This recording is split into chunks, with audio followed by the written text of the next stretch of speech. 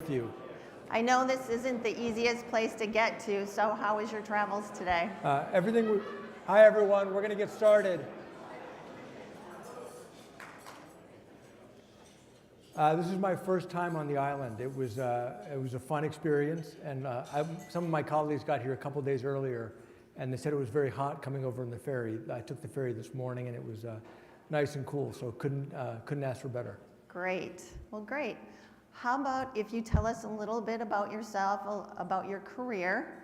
We're anxious to hear about that, and we also want to hear about you personally, how you grew up in Ohio. Sure. Well, first of all, thank you for having me.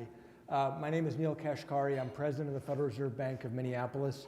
You may know this, but there are 12 Federal Reserve banks scattered around the country, the 9th of which is the Minneapolis Fed, and our jobs are to represent what's called the 9th Federal Reserve District. That's Minnesota, North and South Dakota, Montana, northwestern Wisconsin, and the Upper Peninsula of Michigan. In 1913, Congress did something unique. When they created the Federal Reserve System, they didn't want all of the power simply housed in the nation's capital. They wanted all the regions of the country directly represented in the policymaking process. So they created the Board of Governors that you've obviously heard of. Jerome Powell is the chairman of the Board of Governors, and they created these 12 independent Federal Reserve banks. And our jobs are to represent this region in the nation's monetary policy process. So my colleagues and I spent a lot of time traveling around the region to understand what's happening in the regional economy, so I can bring this information back with me to Washington, D.C. I go every 6 weeks to FOMC meetings where we set interest rates for the nation. Now, we cannot set a different interest rate for Michigan and for Minnesota and for California. It's the same monetary policy, the same currency for the whole country. But a big part of my job is to understand what's happening in our regional economy and then bring this information to Washington so that it's part of the deliberative process. And ultimately, I'm making a recommendation for what monetary policy I think makes sense for the nation as a whole. But it's informed by the conversations like these that we're going to have today. And so I'm honored to be here. You're right, I did grow up in Ohio. I was born and raised in Ohio, outside of Akron. It's a lot of wonderful things about growing up in northeastern Ohio. One of the burdens that I've carried with me my whole life is being a lifelong Cleveland Browns fan. Those of you who are Lions fans can somewhat appreciate the struggle that I've been through. But it's in my blood. There's nothing I can do about it. And so someday, they'll get through. But I've done a bunch of different things. I was an aerospace engineer, worked in banking, was at the U.S. Treasury Department during the financial crisis, and have now been at the Minneapolis Fed. This is my 9th year. Reading your bio, you have a very interesting career path. Yeah, it's somewhat unpredictable. What's next for you? Well, things are great. The economy keeps throwing us these curveballs, which are very challenging in many ways. So the first 4 or 5 years that I was at the Minneapolis Fed, we struggled with too low inflation. It was coming at about 1.5%. We kept thinking we were at maximum employment, and inflation wasn't coming. And so that was a different type of challenge for monetary policymakers to understand. Then, of course, COVID hit, which is a whole new challenge to try to understand, followed by very quickly a banking crisis, a financial markets crisis in the March of April timeframe of 2020. Fed responded very aggressively. Then, of course, we had the very high inflation that we've been struggling with, and now we're bringing it down, trying to get that soft landing that we're all hoping for. So my job has been very interesting intellectually because the U.S. economy has faced a number of different challenges that we're all trying to navigate our way through. So far, I'm finding this a remarkable opportunity for me personally. Good. So there's a trade-off between your two mandates. You have two mandates on conducting monetary policy, basically maximum employment, stable prices, and moderate long-term interest rates. There's trade-offs between those two goals. How do you and the Fed balance those trade-offs? Well, the dual mandate that you just mentioned, so stable prices and maximum employment, this is what our goal is. Our goals are that Congress has assigned us. But at the heart of this is some fundamental lack of understanding of how inflation works. I mean, on our part. So we have these two things. We think of them like a seesaw. The economy gets hot. Businesses, all of you and your customers, have to compete to find workers. the unemployment rate drops, but that leads to higher wages and that leads to inflation. So the seesaw gets out of balance. And then in that situation, we would raise interest rates to try to tap the brakes on the labor market, bring inflation back down. That's how it's supposed to work. In April or May of 2021, when we were coming out of COVID, core inflation finally crossed the 2% mark, and the unemployment rate was still 6. So that, in that situation, core inflation's at 2, where we want it to be. There are millions of unemployed Americans. The labor market still has a lot of slack. That constellation of data does not tell you that you're going to have a big inflation problem. But of course we did. We had this huge inflation spike up to 8, 9%. And so at the root of this, there's a lot of misunderstanding of the way we understand how inflation works and what all the different sources of inflation are. So what ended up happening? We had this huge inflation that was mostly driven not by the labor market. It was mostly driven by the supply side of the economy. So you had a huge amount of stimulus put out at a time when the services economy was shut. So you and I couldn't go out to restaurants or go on airplanes. So we bought way more goods than we would normally buy. So there's more pressure on the goods economy. And the goods economy had huge disruptions in supply chains. So all of a sudden, inflation skyrocketed on that part of the economy. And then you had Russia invading Ukraine, upending commodity markets at the same time. Each one of those factors individually was inflationary. You put them together and you had a huge spike in inflation. All of that was outside of our traditional framework for analyzing the labor market and inflation and how those two things are related. So it was a very challenging analytical problem that we faced. But even though our analytical tools were limited, we knew we had to move aggressively with interest rates to try to bring demand back down to start to level things back off. And so the good news is we have raised interest rates aggressively. It has tamped down demand. And a lot of the supply disruptions that caused the inflation in the first place have mostly normalized, which has helped bring inflation, not all the way, but a long way back down to our target. So what are your expectations of inflation for the future? Well, we're going to get back down to 2%. The question is, how long is it going to take to get there? The second half of last year, if you just looked at the second half data of last year, there was rapid disinflation progress. If you just looked at the second half of last year, we were basically home. The second half of last year was very close to 2% inflation rate. But then we saw it tick back up in the first quarter of this year. So now we're running at something just a little bit below a 3% inflation rate. It'll probably take a year or two to get all the way back down to our 2% target. The good news in all of this is that the labor market has remained remarkably strong. We still have around a 4% unemployment rate nationally, which is still quite a low level of unemployment. It's higher than it was a year ago, but it's still quite low. Most businesses I talk to are still hiring. They still have to compete to find workers. Wage growth is still pretty good for workers. By some measures, might be still a little bit too high to get back to our 2% inflation target. So getting all the way back to 2% is going to take a little more time, but I'm confident that we're going to get there. Good. So how do you feel about the future of banking in the United States? Most are struggling with their net interest margin due to a Fed miss on transitory inflation, the inverted yield curve, along with pressure on non-interest income and compliance costs. You know, the banking industry has been under big challenges for a long time, which is you're seeing there are large economies of scale. And you're seeing as customers adopt technology, we all use our iPhones. These are expensive technologies to access it. It's been very hard for small banks to be able to offer the services that many of their customers want. And so that's led to consolidation over time that you all know better than I do. That trend is probably going to continue, maybe even accelerate in some dimension. But I'll say the opposite of this. The value of community banks was made abundantly clear during the pandemic. The number of businesses that I came across, small businesses, that had had relationships with large global banks who could not help them during the pandemic. And then they had to go to, for example, getting access to the PPP. and then they had to go down the street to a community bank that they did not previously have a relationship with, were able to open a business account, get access, and get the support that they needed. I think that the community banking industry really showed its value at a time of national crisis. And I know community bankers have been saying this for a long time, but it became apparent to everybody else how true that was. So I think we have a real policy challenge as a country, because another thing that happened last year, you all know, Silicon Valley Bank failed, and it illuminated, I've been very vocal about the issue of too big to fail banks for a long time.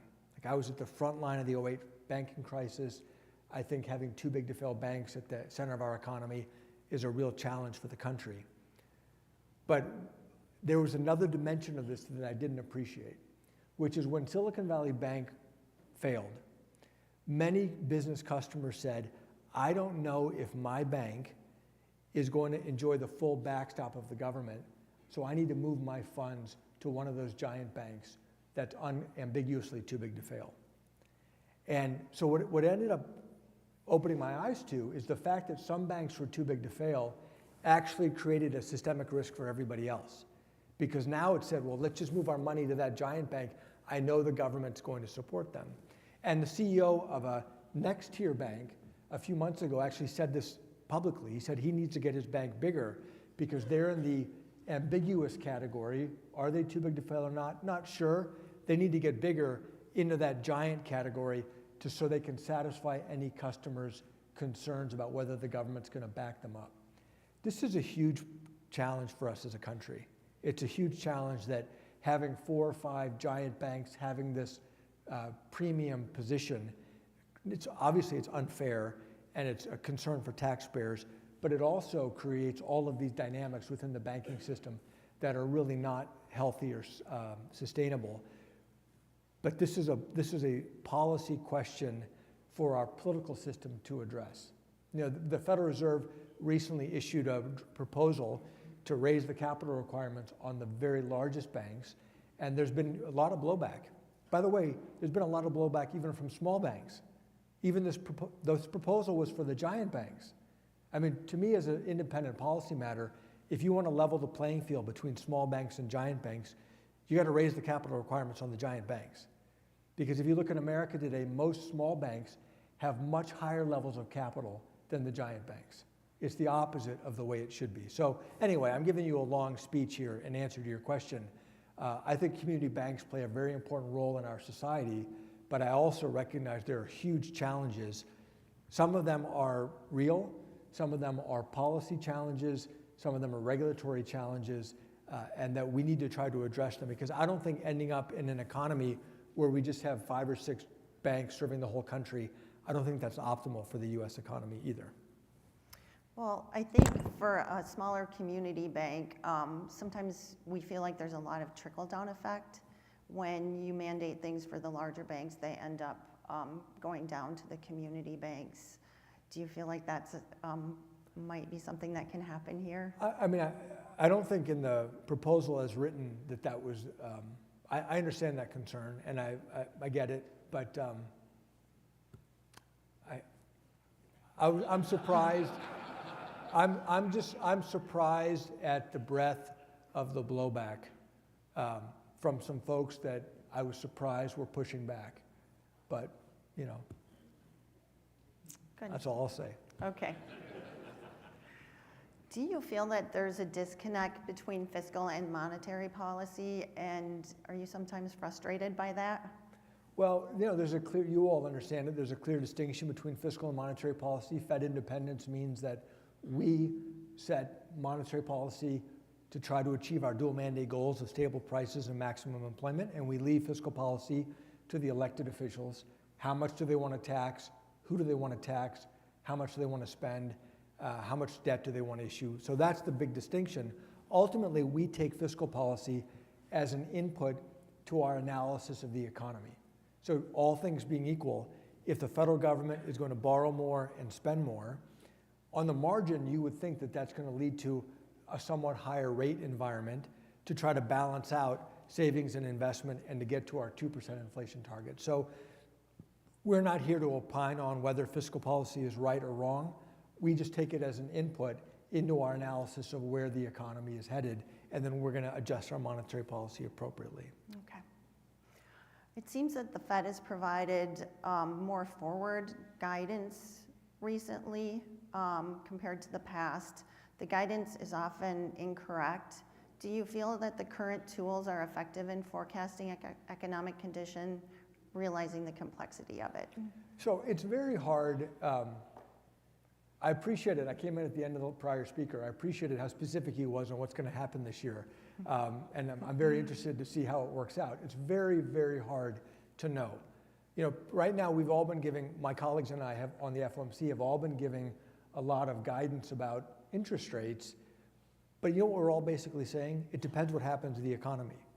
If inflation is persistent, on the margin, that's going to keep rates higher for longer.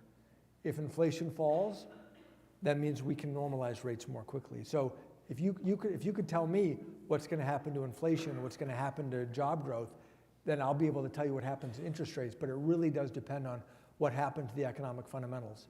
We started issuing something called the Summary of Economic Projections 8 or 9 years ago, and the dot plot, which you probably heard about, gets a lot of attention. You know, my view of the dot plot varies. Most of the time I don't like it. Once in a while, it proves to be a very, very useful tool. But the moment it's useful, then 6 months from now, you regret it because you're having to make essentially forecasts that people take very seriously, and you can't communicate just how uncertain you really are because you have to put these handful of dots down. And so all central banks are struggling with how do we provide, what we want to do is we want to provide guidance to you on what we call our reaction function. And what that means is, if the economy does the following, then this is how we would respond with interest rates. That way, when you see the data, you can say, okay, this is probably what it means for monetary policy. I can then make some plans for my investments and my business going forward. And so the challenge is, how do you communicate this reaction function in a way that doesn't signal confidence that this is exactly what's going to happen, but gives you all enough information to know what it is we're looking at? And so I think all central banks are struggling with this because the future is uncertain. And yet if we went back and told nothing, I don't think that that's better either. Because then you're just like, well, what are they looking at? What data actually do we care about? It's a tricky thing that central banks are trying to figure out. So how are you feeling about the future and interest rates going forward? Well, I feel the U.S. economy has proven to be remarkably resilient. So people have noticed that there's right now a divergence in monetary policy between the U.S. and most other advanced economies. Many other advanced economies are already beginning to cut interest rates, and there's an uncertainty about when the Federal Reserve would cut interest rates. May not be for, some people say toward the end of the year, or maybe next year, as your prior speaker had indicated. Well, what's leading to that divergence? All of these economies are experiencing disinflation, so that's good news. But Europe, for example, and Canada have much lower economic growth while they're experiencing that disinflation. In the US, we're experiencing disinflation, but we've actually had remarkable economic growth. So the US economic fundamentals are very good.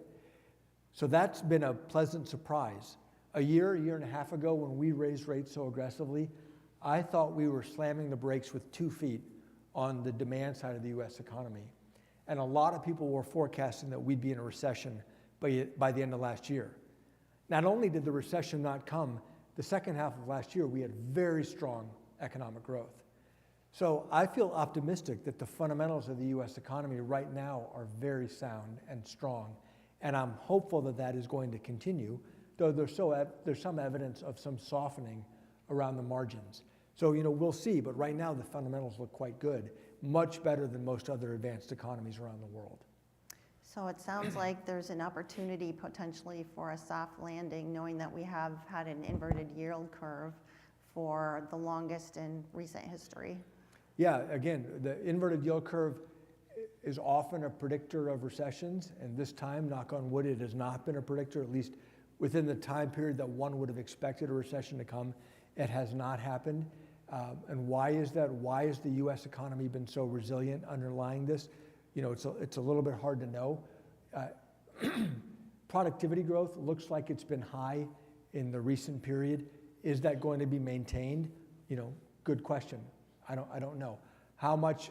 What is AI's imprint going to be on productivity growth? Highly uncertain right now. Most experts say it'll be many years before it actually shows up in the productivity data. If it in fact does show up in the productivity data, we will see. Many businesses have had to innovate because they couldn't get the workers that they needed. Maybe that has led to a productivity improvement. I'll give you just an example of how uncertain some of these things are.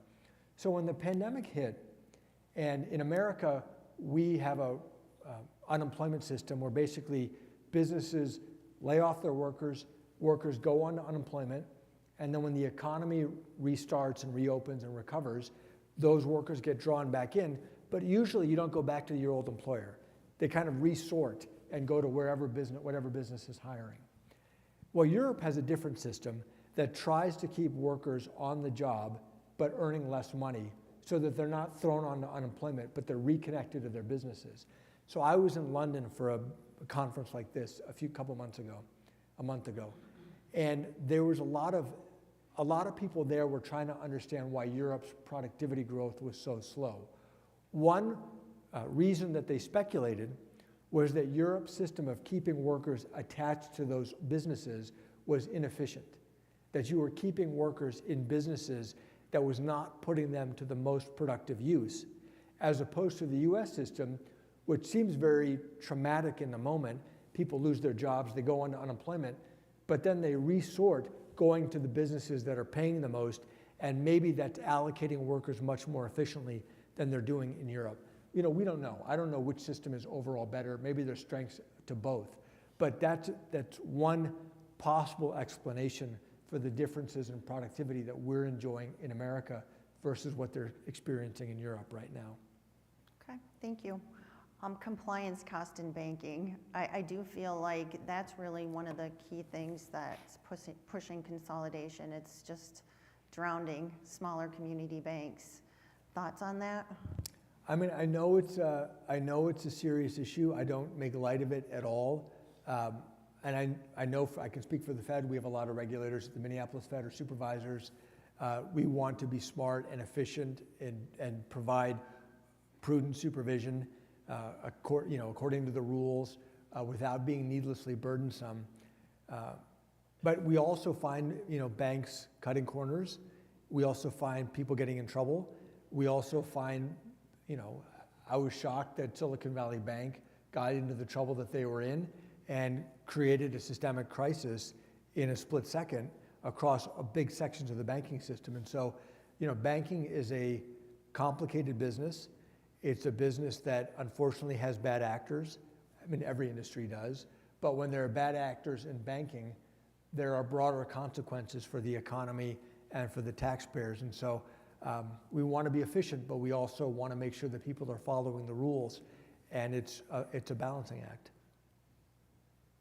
Thank you. Let's switch gears a little bit and talk about cryptocurrency. I know you've been outspoken skeptic about cryptocurrency, also wondering how you're feeling about digital currency overall. The question I've been asking about, say, Bitcoin, I've been asking this now for 7 or 8 years.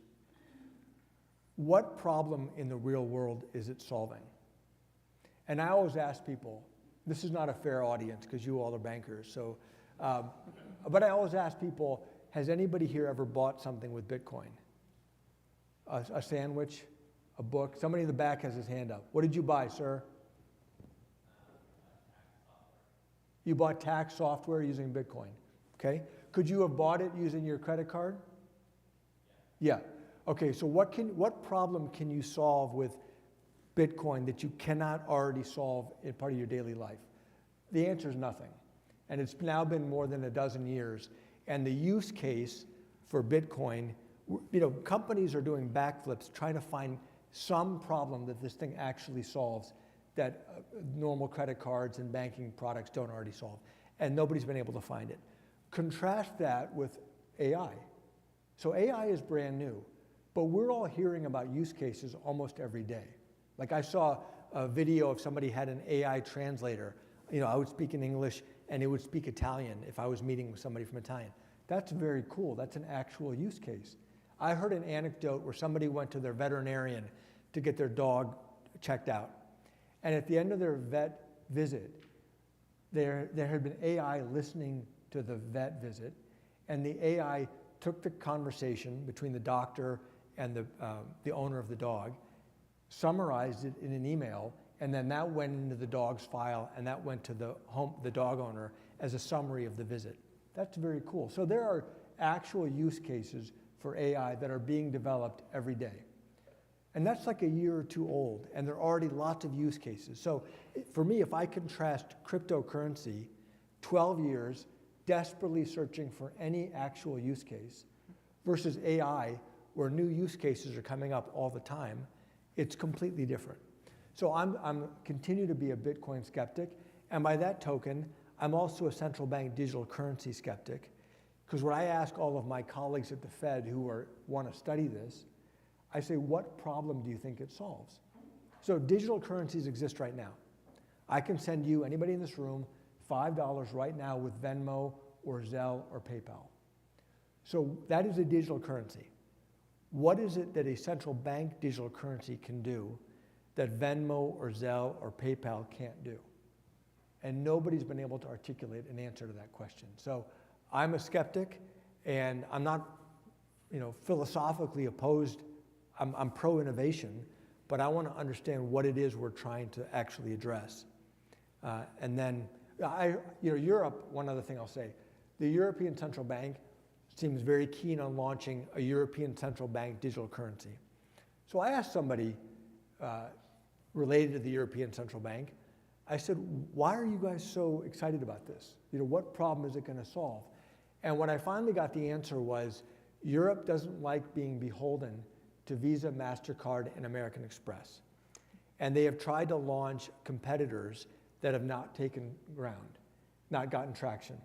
So a European central bank digital currency might be a way for them to create a payments card or something that's a competitor to Visa, Amex, and MasterCard. You don't need to actually be a central bank digital currency to do it, but this might be the catalyst for them to finally have their own version of that.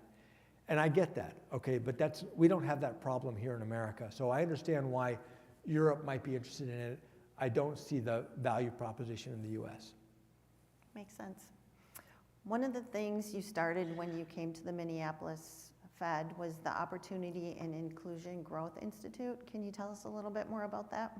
Sure. When I first got to the Minneapolis Fed and I started visiting, so this is 2016, and I started visiting, a lot of businesses said they can't find workers, we're out of workers, historic worker shortages. And then I would go into lower income communities and I'd meet people who were looking for work. And I would try to understand, why is there this disconnect? Businesses say they can't find workers, and yet these folks that live in our communities can't find jobs. Why are there these barriers to employment? A factoid, a not good fact. In America, black unemployment is almost always twice white unemployment. So if white unemployment is 4, there's a good guess that black unemployment is going to be 8%. And even if you compare high school graduate to high school graduate, or college graduate to college graduate, it's remarkably consistent, that same 2-to-1 ratio. So I started asking economists that I work with, why is this always 2-to-1? What are the structural reasons that cause these disparities? And I was surprised at how few good answers I got. So I realized, as much research expertise as there is at the Federal Reserve, we didn't know enough about some of these fundamental disparities in our society. So we launched the Opportunity Inclusive Growth Institute to bring in experts to study some of these disparities, not just racial disparities, gender disparities, socioeconomic disparities, to understand what's at the root of them and what can one do, what could policymakers do to try to close some of these gaps. We know we can't close the gaps with monetary policy alone, but if we can illuminate these and understand them, then maybe legislatures or fiscal policymakers could take them up and implement potential solutions. And so the Institute is now 6 or 7 years underway and is making great strides. Great job, that's exciting. Thank you. So what else are you doing when you're in Michigan? It's a short visit, visiting with all of you, and I look forward hopefully to getting your questions here in a few minutes and hearing your feedback about the local economy. I'm going to be visiting some tribes this afternoon to understand, Indian country and reservations are a big part of our district. They have unique challenges, many different challenges on different tribes. So visiting with a couple tribes and then doing a roundtable of small businesses before heading back to Minneapolis tomorrow morning. Great, thank you for being here. What we're going to do now is turn it over to the audience and ask for questions. So microphone will come to you, and in full disclosure, we're live streaming this, so you'll, maybe you could say your name and who you're affiliated with before you speak up. Thank you very much for your comments and for coming to meet with us. My name is Stephen Ranzini. I'm president of University Bank. I've been the president there for 36 years next month. So I hear in your remarks a remarkable disconnect between fiscal policy and monetary policy. And what's on my mind, and I think a lot of my colleagues' minds, is that the federal deficit is 6.2% of GNP. The federal debt is now held in private hands now north of 100% of GNP. Secretary Yellen has issued official Treasury reports saying that the current path of fiscal policy is unsustainable, that the national debt will rise to 531% under her projection of GNP over the next 40 years. If the deficit's 6.2%, all other things being equal, why over time wouldn't the inflation rate rise to and past 6.2% with all those facts on the table? I'll say a few things in response. Just if you have a higher debt profile, then the interest rate necessary to achieve the 2% would on the margin be higher. So the Federal Reserve can set the inflation rate, central banks can set the inflation rate, and then as everybody adjusts to what we say we're going to do and then we follow through with our actions, we can get there, but the interest rate will end up being higher. So the question I think really is, what rate, if those projections are right, what rate will Treasury have to pay on the debt that they issue to fund those deficits? And this is a big question mark. We don't know. So Japan has roughly twice as much debt to GDP as America, and they've had rock bottom interest rates for the last 20 or 30 years. Other countries have had much lower levels of debt and had very, very high interest rates as a result of that. So which of those is going to happen? I don't know. But the Fed can achieve the 2% inflation rate. We will simply adjust the interest rates that we need to deliver that inflation rate. But are we more like Japan or are we more like Argentina? You can decide that. I'm trying to read your facial expression if you find my answer convincing or not. Right over here. I'll repeat it back. Go ahead. Issuing 6.2% more money because the Fed's not funding it. Inflation will rise to 6.2%. It's like mathematics. No, that's not mathematics, that inflation is going to rise to 6.2%. It's not mathematics. So the people who talk about the money side predicting inflation have been wrong consistently. So the money supply folks a year ago were saying that the Federal Reserve was plunging the American economy into the depths of the Great Depression by how fast we were retracting the money supply. And yet we had very strong economic growth. So it's not mathematical like that.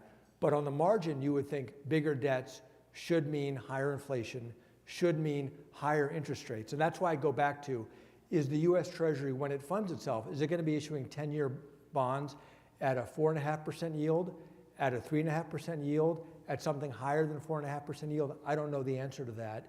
But ultimately, it'll show up in interest rates that the government has to borrow at to fund their deficits. But we're going to be able to achieve the inflation rate because we will adjust monetary policy appropriate to achieve the goals that we're supposed to achieve. Ray Biggs, chair-elect of the Michigan Banking Association. There was our previous speaker spoke about the declining number of banks. You pick a time, 15,000, 14,000, we're just over 4,000 now, plus or minus. We've lost quite a few banks. Is there a bias that exists at the regulatory, whether it be Fed, FDIC, OCC? Is there a bias towards less banks? I mean, it is harder, the threshold, for good reason. There should be more capital. I mean, it takes a little more to start a bank these days. But is there an active bias towards less banks? I don't think there is. And as I said earlier, I think we all recognize the critical role that small banks play in our communities that are simply, it's not realistic that some money center bank is going to be able to provide the credit in all of the little small towns across America. So I don't think that that is, but I think we struggle with some of the things that I talked about, which is we want to make sure that customers are protected.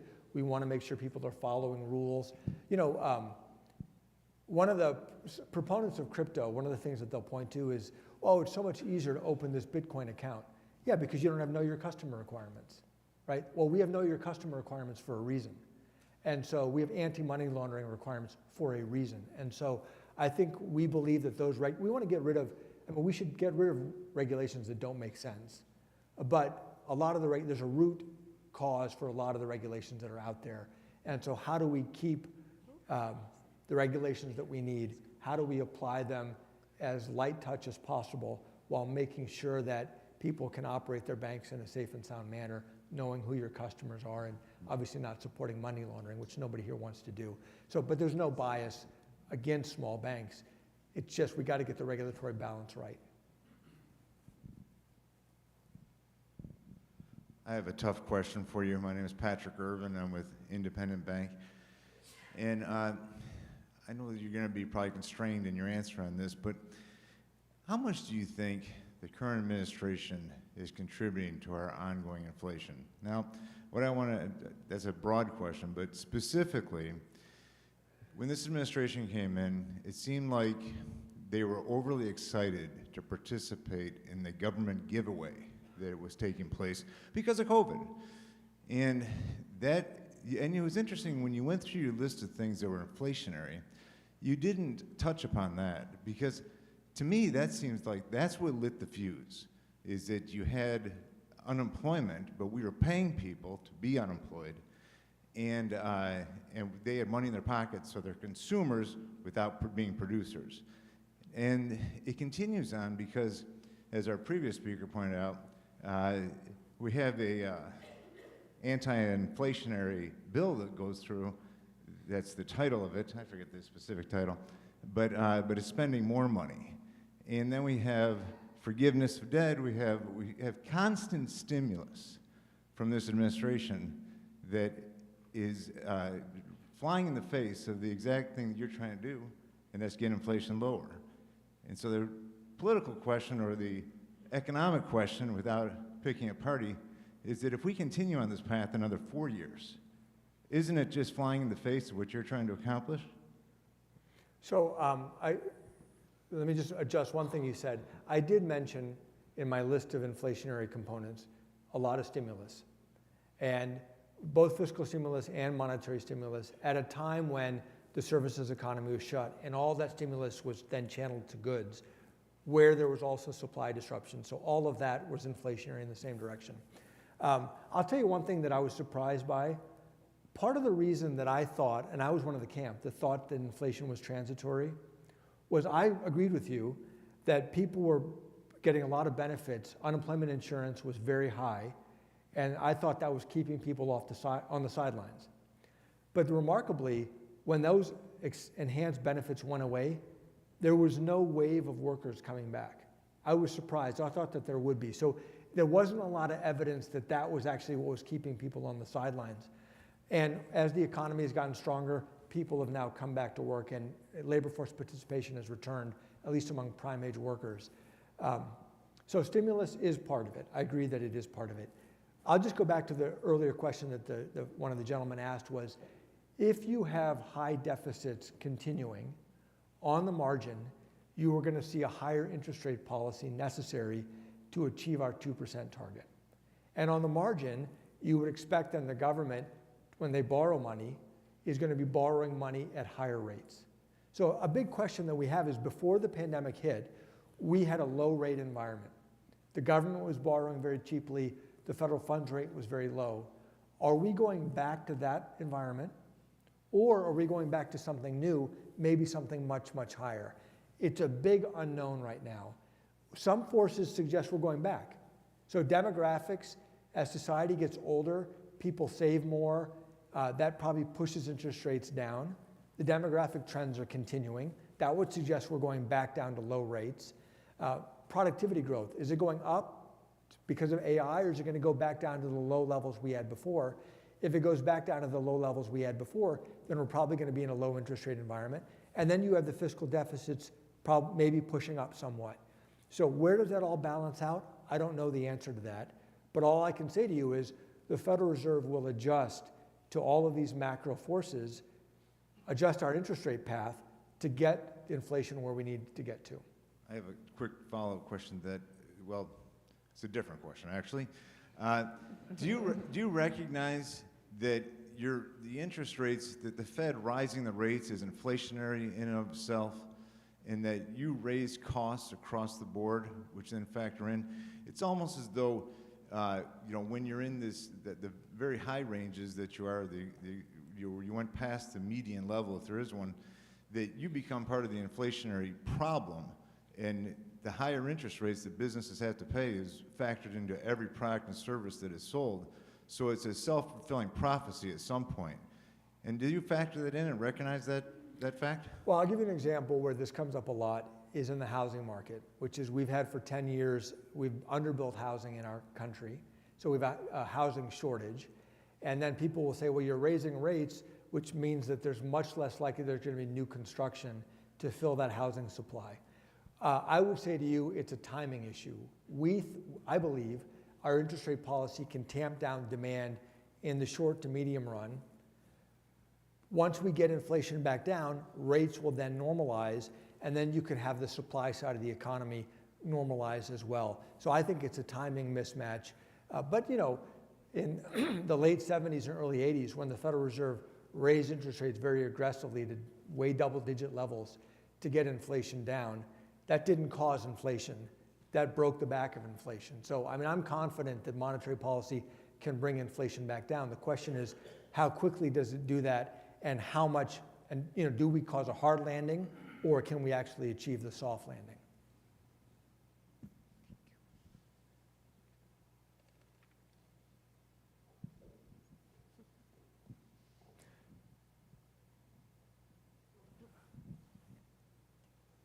And while you guys are getting the microphone, I'd be also interested in hearing, how do you view the economy? How are things going in your communities, in the businesses that you serve? I'd welcome hearing any feedback on that as well. Hi, I'm Charlie Crowley from Janney Montgomery Scott. Just curious, back to your days at Treasury and TARP, there still is this big misperception, a lot of politicians and probably popular culture about bank bailouts. And not a recognition that Treasury got a positive return on TARP and really did some great things, and these banks fund the FDIC. What can the Fed do to help educate politicians and our country about how important, it's just one thing about how important the banking industry is. It's so underappreciated. Well, it's a good, my old boss, the Treasury Secretary Hank Paulson, used to joke that 60% of Americans were against waterboarding, torture, and 90% were against the TARP. And I was the guy who ran the TARP. So I don't think we're going to win that messaging battle. Look, I hate it. We did bail out the banks, the biggest banks. Absolutely did. No question about it. And I was at the center of it. I hated that we had to do it, but it was necessary to prevent the country from plunging into the Great Depression. Now, the problem is with the banking sector, businesses make mistakes all the time. But in most sectors of the economy, when businesses make big mistakes, there's no risk of bringing down the entire US economy. But when the banking sector, the big banking sector, makes big mistakes, you can actually inflict widespread harm to the US economy, much beyond just that sector itself. And so banking is different.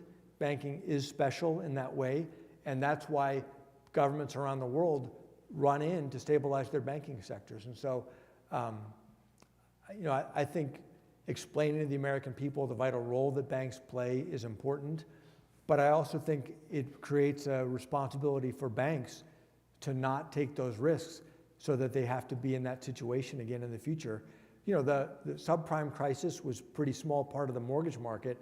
It led to a downturn that affected the whole US economy and 10% unemployment.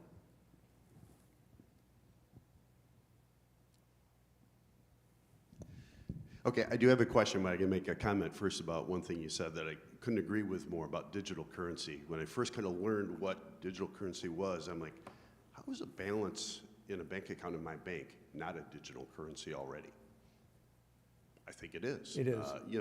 It exists on a ledger, just like a digital currency does. It can be transferred anywhere that you want it to be. I don't get why this needs to exist, just like you were saying. I think the answer to your question is what problem does this solve? If I'm a drug dealer or a bad guy, then I love it. But that's really the only answer to that question, is because I need to keep what I do a secret, and that's the only thing that really solves. But here's my question: you've said probably the words that you've said the most during this has been, "We don't know." So philosophically, if you don't know, for sure what has, say, recently driven inflation, not sure exactly what's going on right now, and don't know for sure what's going to happen if you pull certain levers, what's the value proposition for the central banks at the very highest level? Why is it a good thing that you're guessing, let's be honest what it is, what's going to happen if you do this? Why shouldn't we take a Hippocratic oath and say, first do no harm, let's do nothing? Well, it's a fair question. If you go back in time, so the Federal Reserve is our nation's third attempt at a central bank. Alexander Hamilton created the first central bank, first bank in the United States, and lasted about 20 years, they got rid of it. Then there was a second bank in the United States, Andrew Jackson got rid of it. And then a bunch of banking crises hit the US economy in the late 1800s, and then there was the big banking panic of 1907. And then Congress got together and said, even though we don't like the idea of a central bank, because it sounds nefarious, a bunch of bankers in a dark room doing God knows what, just doesn't sound like a good thing. So they finally said, well, we have to have a central bank to stop all these banking panics. And so the original purpose of having a central bank is so that when banks make mistakes, and they're going to, and all of a sudden there's a crisis of confidence, to provide liquidity into the system. We saw this in COVID. So COVID was remarkable in a lot of ways, a human tragedy, of course, but in the great financial crisis of 2008, when everybody was scared, everybody ran to treasury bonds for a place of safety. When COVID hit, everybody fled all securities. We didn't know how deadly this virus was. We didn't know how transmissible it was. We didn't know how to treat it. We didn't know if there'd ever be a vaccine. And in that moment of panic, people just wanted cash. And so what does the Federal Reserve do in a moment when fear spreads all the way across the US economy? We flood the banking system with cash. And we, in those moments, stabilize the treasury market, stabilize the bond market, stabilize the muni market, stabilize funding markets. So the reason we exist is especially in those moments of crisis, which unfortunately keep happening. And then when we're not in crisis environment, what we're trying to do with our monetary policy actions is get the economy back to its balancing position more quickly. There are forces in the economy that will self-correct, but they take a long time and can inflict a lot of damage on the way. Our hope is that we can get back to this balanced soft landing quickly without generating a steep recession or without allowing inflation to run hot for many, many, many years and have inflation expectations run out of control. But the root reason that central banks exist is because of these times of panic. And if you don't have a central bank standing behind the banking system, history has shown in those times of panic, everybody pulls their cash out and the banking system collapses. And that's what the Federal Reserve avoids. my colleague and I are Virginia bankers that are visiting, and we have really enjoyed being in the great Mackinac Island. You just spoke to something I've always wondered, and even if I've wondered if there's any research or if it's just anecdotal from your seat, call it the CARES Act. What would have happened had that not been passed? You know, all of the PPP, all of that flooding that we did to the economy, had that not happened, is there any research being done about what would have happened, or do you just have just thoughts? You know, I got thoughts. I'm sure research is being done, and I'm sure a lot more research will be done. If you contrast the recovery from COVID and the deep recession from COVID with the recovery from the financial crisis, they could not be more different. The financial crisis, it took a decade for the labor market to recover to get everybody back to work. Responding to COVID, it just took a year or two. And then we have very high inflation. So I'm not saying this is right, but I expect economists are going to study this and ask the question, you know, maybe the lesson is if you overdo it, you could have a much stronger labor market recovery at the cost of high inflation. Or if you underdo it, you have a very slow labor market recovery that takes 10 years with very low inflation. Now, I don't want to attribute the differences entirely to the fiscal responses, but it's a piece of it. And I think that's going to be an open question, which is, hey, is the lesson do more, maybe not do as much as was done in COVID, but don't do as little as was done following the great financial crisis. But we need to understand, because the labor market recovery this time was way better and way faster. Is there a way to achieve that without also having the high inflation that came with it? I'm not sure. But I think it's a very important question for us to study going forward.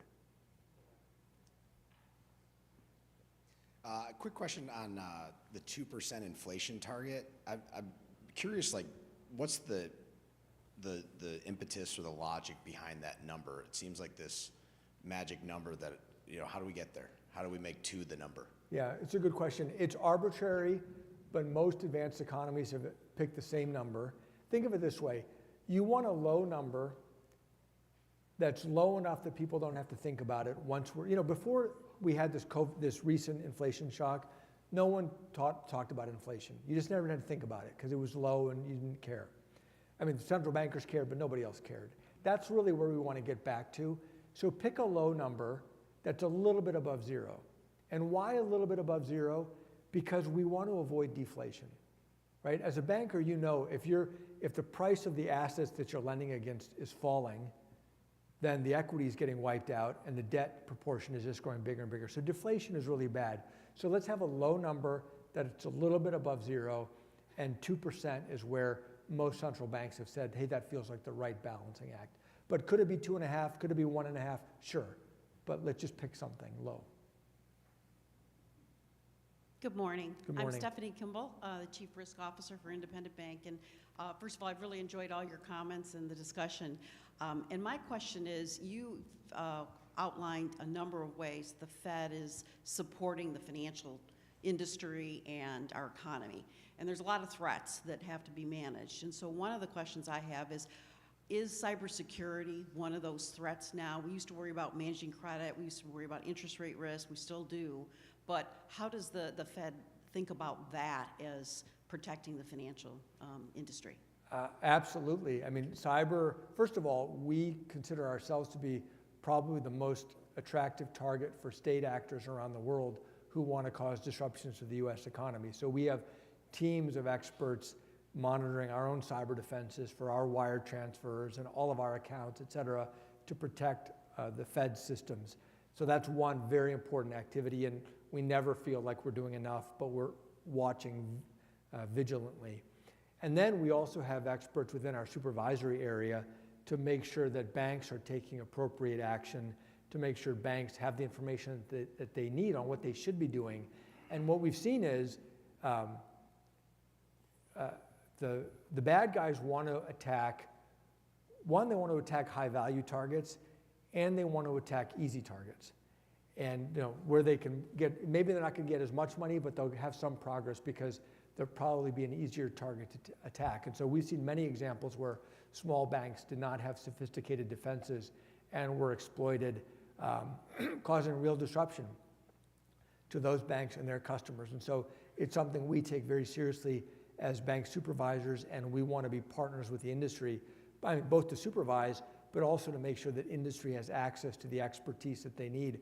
I mean, these are very complicated topics, very hard for a small bank to have the resources internally to know what to do, and we want to help however we can to try to protect against these threats. So unfortunately, it's a reality for all of us, and it's unfortunately not going away and probably getting harder and worse every year.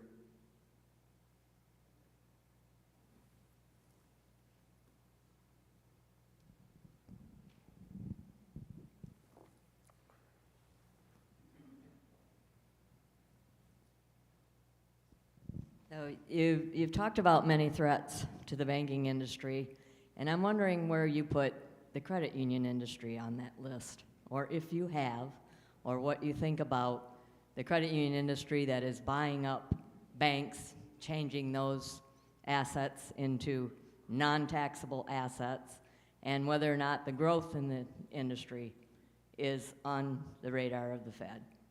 So it's on the radar of the Fed because community banks mention this to me quite often. So I know, I would just say, you know, this is the domain of legislators, and, you know, you all are not shy, nor should you be, and you should express your views. There's nothing the Fed can do. So this is really the domain of legislators to decide how they feel about these different markets and the roles they serve and the regulations that apply to both and whether it's a level playing field. And so I hear you, I understand your concerns, and I would just say, you know, talk to your elected officials about these different situations. I'm not trying to be flippant. I'm just being honest. Like, it's a legislative matter. So tell me. I'm going to ask you questions now. What's happening in your economies? What are you seeing? What's your outlook like? Hold on. A microphone's going to come to you.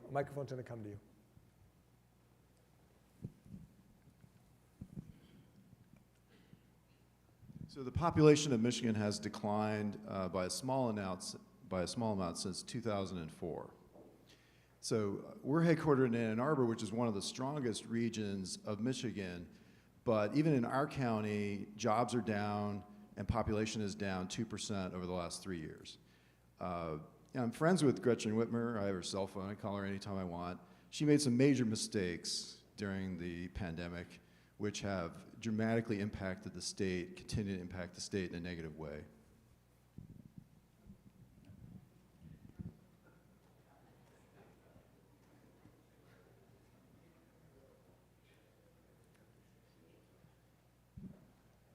So I think, Russ Daniel, Independent Bank, I think we're seeing that we're starting to see some impact of the rising rates in terms of a little bit of impact on employment and a little bit of impact on inflation. And so in my view, companies are slowing down, maybe their purchasing and their expansion plans and that kind of stuff. I think the engineering of soft landing is going to be an interesting thing to watch because as employment slows, delinquencies pick up, and once it picks up momentum, it's hard to turn it the other way. So we're kind of guardedly optimistic that we might be able to get there, but employment has been more stable for us and our customer base than anticipated, and that's where we are still not seeing the delinquencies we would expect, which would show us that it's moving in that direction. So far you have not seen the uptick in delinquencies? No. Now, I think we've changed our credit standards substantially from the Great Recession, so it might be that we have not gone as deep in the credit bucket.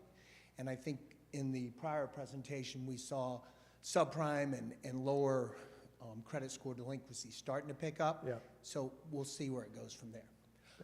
I did have a question for Sure. you. We talk about the political side and we talk about monetary policy. I think the biggest challenge for us is the administrative policy. And we talk about the CFPB and regulations for the large banks.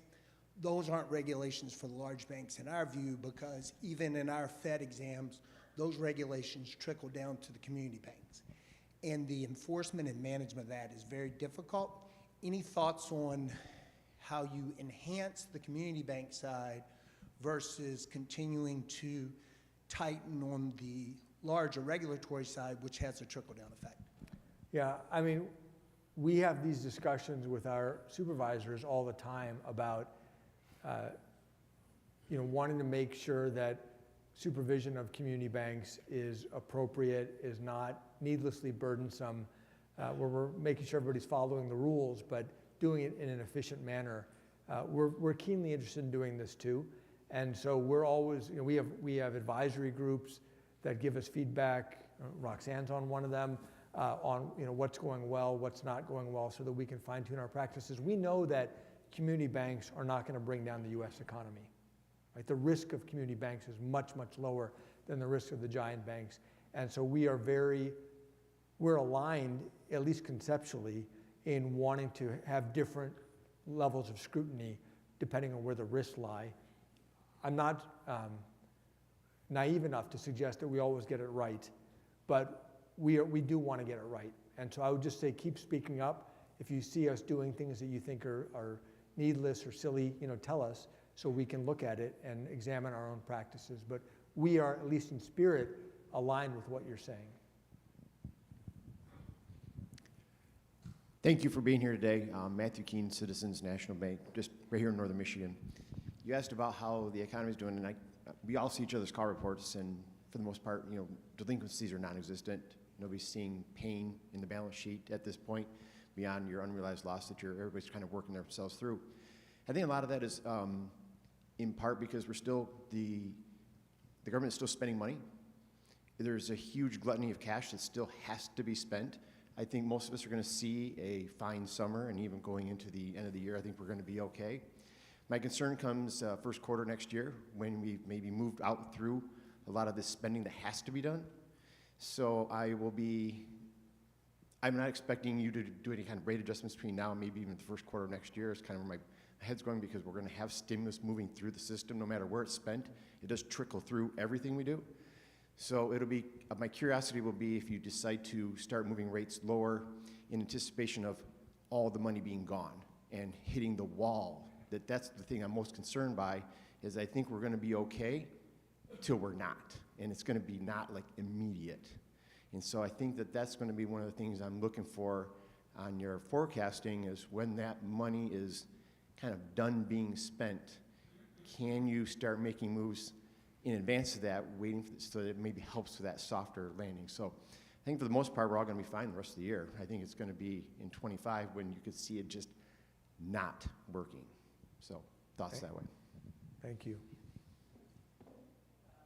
Final question, or not a question, just a response to your question of what we're seeing in the marketplace. I was talking to a banker earlier this morning who is seeing some significant changes in where their credit card spending of their customers was taking place, and they've seen a pretty dramatic shift from regular market area spending to more discount level spending and more shopping at Walmart where there was not before, and some other trends. So we are seeing that kind of click out, and would anticipate that to follow kind of your projections over the next year. Got it. Yeah, and I'm hearing similar anecdotes of people trading down lower cost stores, lower cost items to try to save some money. So thank you for that. I appreciate it. Thank you so much, Neel. It was great to have you today. I've always known you to be open and honest, and today is no exception. So thank you so much. Thank you very much. Appreciate it.